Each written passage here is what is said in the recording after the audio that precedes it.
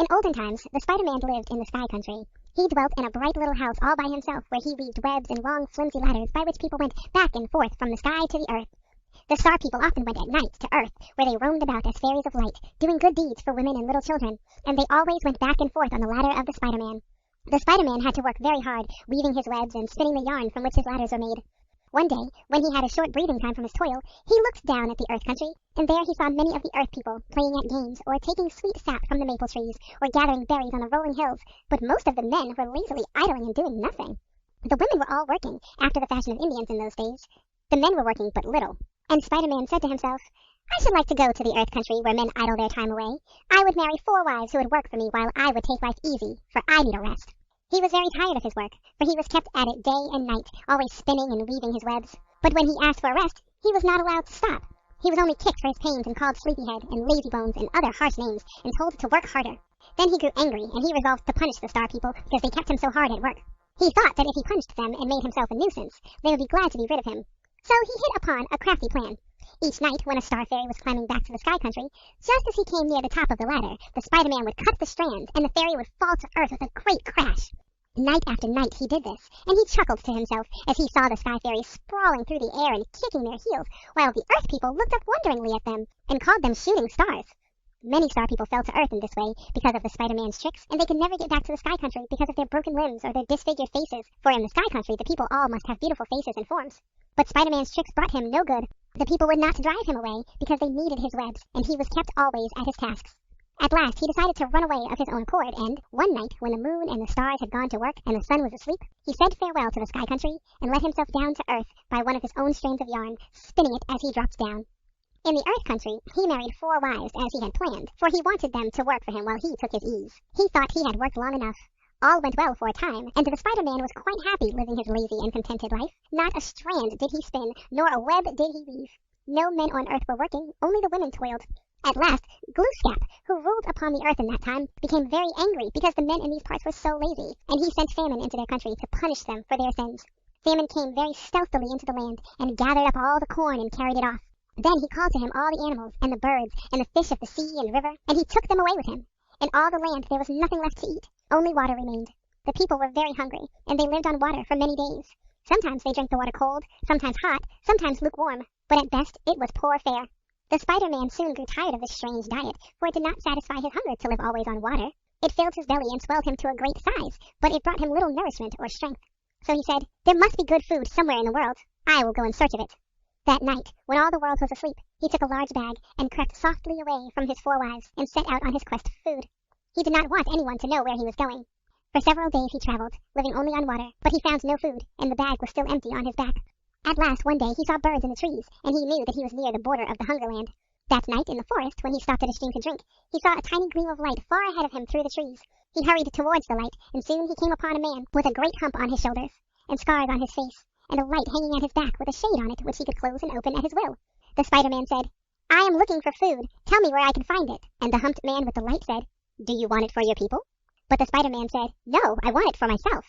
Then the humped man laughed and said, "You are near to the border of the land of plenty. Follow me, and I will give you food." Then he flashed the light at his back, opening and closing the shade so that the light flickered, and he set off quickly through the trees. The Spider-Man followed the light flashing in the darkness, but he had to go so fast that he was almost out of breath when he reached the house where the humped man had stopped. But the humped man only laughed when he saw the Spider-Man coming puffing wearily along with his fat and swollen belly. He gave him a good fat meal, and the Spider-Man soon felt better after his long fast. Then the humped man said, "You are the Spider-Man who once weaved webs in the sky. I, too, once dwelt in the Star Country, and one dark night, as I was climbing back from the Earth Country on your ladder, carrying my lamp on my back to light the way, when I was near the sky, you cut the strands of the web, and I fell to earth with a great crash. That is why I have a great hump on my back, and scars on my face, and because of this I have never been allowed to go back to the Sky Country of the stars. I roam the earth at night, as a forest fairy, just as I did in the olden days, for I have my former power still with me, and I still carry my lamp at my back. It is the starlight from the Sky Country. I shall never get back to the Star Country while I have life. But some day, when my work on earth is done, I shall go back. But although you were cruel to me, I will give you food." The Spider-Man remembered the nights he had cut the ladder strands, and he laughed to himself at the memory of the Star Fairies falling to earth with a great crash. But the man with the light knew that now he had his chance to take vengeance on the Spider-Man. The latter did not suspect evil. He was glad to get food at last. Then the humped man said, "I will give you 4 pots. You must not open them until you get home. They will then be filled with food, and thereafter, always when you open them, they will be packed with good food. and the food will never grow less. The Spider-Man put the 4 pots in his bag, and slinging it over his shoulder, he set out for home, well pleased with his success. After he had gone away, the humped man used his powers to make him hungry. Yet for several days he traveled without opening the pots, for although he was almost starving, he wished to do as the humped man had told him. At last he could wait no longer. He stopped near his home, took the pots out of the bag, and opened them. They were filled with good food, as he had been promised. In one was a fine meat stew, in another were many cooked vegetables, in another was bread made from Indian corn, and in another was luscious ripe fruit. He ate until he was full. He covered the pots, put them back in the bag, and hid the bag among the trees. Then he went home. He had meanwhile taken pity on his people, and decided to invite the chief and all the tribe to a feast the next evening, for the pots would be full, and the food would never decrease, and there would be enough for all. He thought the people would regard him as a very wonderful man if he could supply them all with good food in their hunger. When he reached his home, his wives were very glad to see him back, and they at once brought him water, the only food they had. But he laughed them to scorn, and threw the water in their faces, and said, "Oh, foolish women, I do not want water. It is not food for a great man like me. I have had a good meal of meat stew, and cornbread, and cooked vegetables, and luscious ripe fruit. I know where much food is to be found, but I alone know. I can find food when all others fail, for I am a great man. Go forth and invite the chief and all the people to a feast, which I shall provide for them tomorrow night. A feast for all the land, for my food never grows less." They were all amazed when they heard this story, and the thought of his good meal greatly added to their hunger. But they went out and summoned all the tribe to a feast as he had told them. The next night, all the people gathered for the feast, for the news of it had spread through all the land. They had taken no water that day, for they wished to eat well, and they were very hungry. They were as hungry as wild beasts in search of food. The Spider-Man was very glad because the people praised him, and he proudly brought in his bag of pots. The people all waited hungrily and eagerly, but when he uncovered the first pot, there was no food there. He uncovered the second pot, but there was no food there. He uncovered all the pots, but not a bit of food was in any of them. They were all empty, and in the bottom of each was a great gaping hole. Now, it had happened in this way. When the humped man, the Star Fairy, had given the pots to the Spider-Man, he knew well that the Spider-Man would disobey his orders, and that he would open the pots before he reached his home. He chuckled to himself, for he knew that now he could take vengeance on the web weaver who had injured him. So when the Spider-Man had left the pots among the trees, the humped man used his magic power and made holes in the pots, and the charm of the food was broken, and all the food disappeared. When the people saw the empty pots, they thought they had been purposely deceived.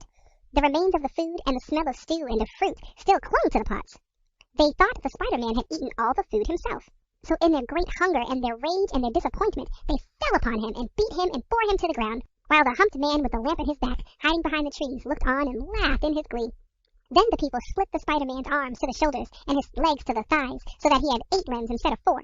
And the humped man, the Star Fairy named Firefly, came forth from behind the trees, and standing over the fallen Spider-Man, he said, "Henceforth, because of your cruelty to the Star people, you will always crawl on 8 legs, and you will have a fat, round belly because of the water you have drunk, and sometimes you will live on top of the water. But you shall always eat only flies and insects, and you will always spin downwards, but never upwards, and you will often try to get back to the Star Country, but you shall always slip down again on the strand of yarn you have spun." Then Firefly flashed his light and went quickly away, opening and closing the shade of his lamp as he flitted among the trees. And to this day